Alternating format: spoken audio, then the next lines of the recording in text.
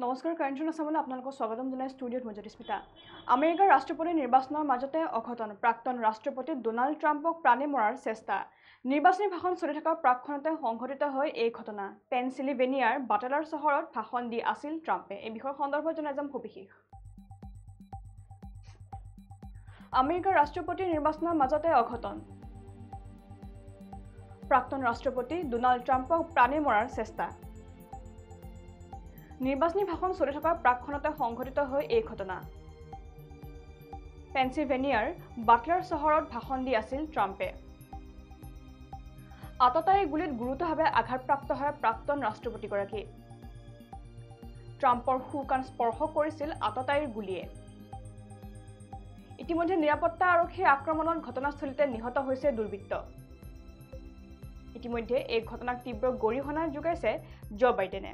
আৰু আমি যেহেতু জনাইছোঁ যে ইতিমধ্যে আমেৰিকাৰ ৰাষ্ট্ৰপতি নিৰ্বাচন চলি আছে আৰু ৰাষ্ট্ৰপতি নিৰ্বাচন চলি থকাৰ প্ৰাক্ষণতে এক অঘটন ঘটা দেখিবলৈ পোৱা গৈছে বৰ্তমান সময়ত। আৰু শেহতীয়াকৈ আমেৰিকাৰ যিগৰাকী প্ৰাক্তন ৰাষ্ট্ৰপতি আছে ডোনাল্ড ট্ৰাম্প, সেই ডোনাল্ড ট্ৰাম্পক এতিয়া প্ৰাণে মৰাৰ চেষ্টা কৰা হৈছে বুলি ইতিমধ্যে তথ্য প্ৰকাশ কৰা হৈছে।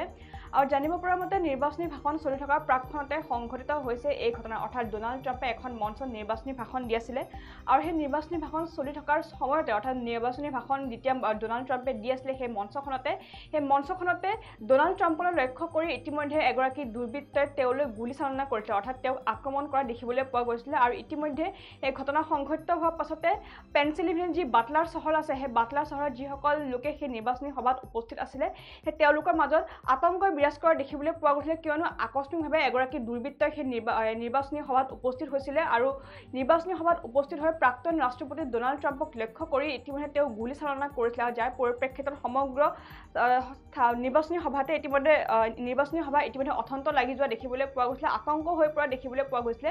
আৰু ইতিমধ্যে আমি যিহেতু জনাইছোঁ যে পেনচিলভেনিয়াৰ বাটলাৰ চহৰত নিৰ্বাচনী ভাষণ দি আছিলে ডোনাল্ড ট্ৰাম্পে, অৰ্থাৎ পেনচিলভেনিয়াৰ বাটলাৰ চহৰৰ এখন নিৰ্বাচনী সভাত তেওঁ অংশগ্ৰহণ কৰিছিলে। আৰু সেই নিৰ্বাচনী সভাখনতে তেওঁ নিৰ্বাচনী ভাষণ দি আছিলে আৰু নিৰ্বাচনী ভাষণ দি থকাৰ প্ৰাক্ষণতে কোনো আততায়ীয়ে আহি সেই নিৰ্বাচনী সভাত প্ৰৱেশ কৰিছিলে। আৰু সেই নিৰ্বাচনী সভাত প্ৰৱেশ কৰাৰ পিছতে তেওঁ ডোনাল্ড ট্ৰাম্পক লক্ষ্য কৰিছিলে আৰু ডোনাল্ড ট্ৰাম্পক লক্ষ্য কৰি তেওঁ গুলীচালনা কৰিছিলে, যাৰ পৰিপ্ৰেক্ষিতত ইতিমধ্যে সেই গুলীচালনাত গুৰুতৰভাৱে আঘাতপ্ৰাপ্ত হৈছে প্ৰাক্তন ৰাষ্ট্ৰপতি ডোনাল্ড ট্ৰাম্প। আৰু ইতিমধ্যে ট্ৰাম্পৰ সোঁকাণ স্পৰ্শ কৰিছে আততায়ী গুলীয়ে, অৰ্থাৎ ডোনাল্ড ট্ৰাম্পৰ আততায়ী গুলীয়ে ইতিমধ্যে ডোনাল্ড ট্ৰাম্পৰ সোঁকাণখন স্পৰ্শ কৰিছে বুলি ইতিমধ্যে তথ্য সদৰি কৰা হৈছে। সোঁকাণত তেওঁ কিছু আঘাত পাইছে বুলি ইতিমধ্যে জানিব পৰা গৈছে। আৰু ইতিমধ্যে যিহেতু এই ঘটনা সংঘটিত হোৱাৰ পিছতে তৎপৰতা বঢ়া দেখিবলৈ পোৱা গৈছিল নিৰাপত্তা আৰক্ষীৰ মাজত, যিহেতু এই নিৰ্বাচনী সভাখনত কটকটীয়া নিৰাপত্তা বেষ্টনী গঢ়ি তোলা হৈছিলে।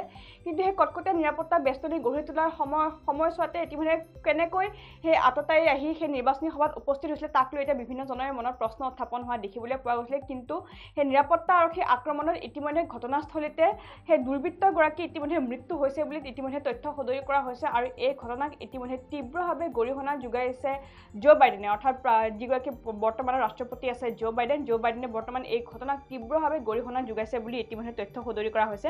আৰু আমি যিহেতু জনাইছোঁ যে ডোনাল্ড ট্ৰাম্পৰ নিৰ্বাচনী সভাত গুলীচালনাৰ পাছতে এটা ভিডিঅ' ওলাইছে য'ত ট্ৰাম্পৰ কাণৰ ওচৰৰ পৰা তেজ ওলোৱা দেখিবলৈ পোৱা গৈছিলে, অৰ্থাৎ তেওঁ ৰক্তক্ষৰণ হৈছিলে সেই সোঁকাণখনৰ পৰা। আৰু তাৰপিছতে এটা ভাইৰেল ভিডিঅ' প্ৰকাশ হোৱা দেখিবলৈ পোৱা গৈছিলে সামাজিক মাধ্যমত। আৰু সেই ভিডিঅ'টো স্পষ্টভাৱে উল্লেখ আছে যে দেখা পোৱা গৈছে যে আচলতে ট্ৰাম্পৰ যিখন সোঁকাণ আছে সেই সোঁকাণত ইতিমধ্যে ৰক্তক্ষৰণ হৈ আছিলে, যাৰ পৰিপ্ৰেক্ষিতত হয়তো কিছু লোকে সন্দেহ কৰিছে যি আততায়ীয়ে যি গুলী বৰ্ষণ কৰিছিলে ডোনাল্ড ট্ৰাম্পক লক্ষ্য কৰি সেই গুলী ইতিমধ্যে তেওঁক সোঁকাণত লাগিছে বুলি ইতিমধ্যে জানিব পৰা গৈছে।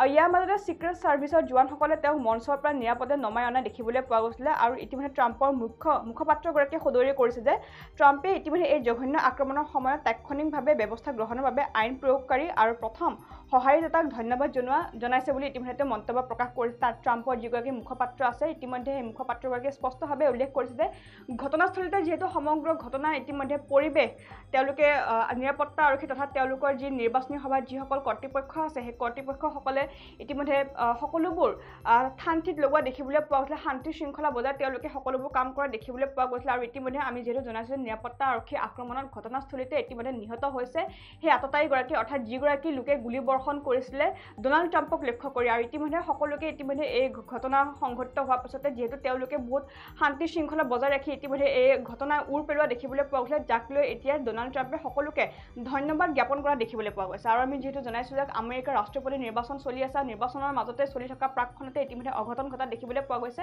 আৰু ইতিমধ্যে প্ৰাক্তন ৰাষ্ট্ৰপতি ডনাল্ড ট্ৰাম্পক ৰক্ষক কৰি প্ৰাণে মৰাৰ চেষ্টা কৰিছে এগৰাকী আততায়ী, আৰু ইতিমধ্যে নিৰাপত্তা আৰক্ষীৰ প্ৰচেষ্টাত সেই দুৰ্বৃত্তগৰাকী ইতিমধ্যে ঘটনাস্থলীতে মৃত্যুবৰণ কৰিছে।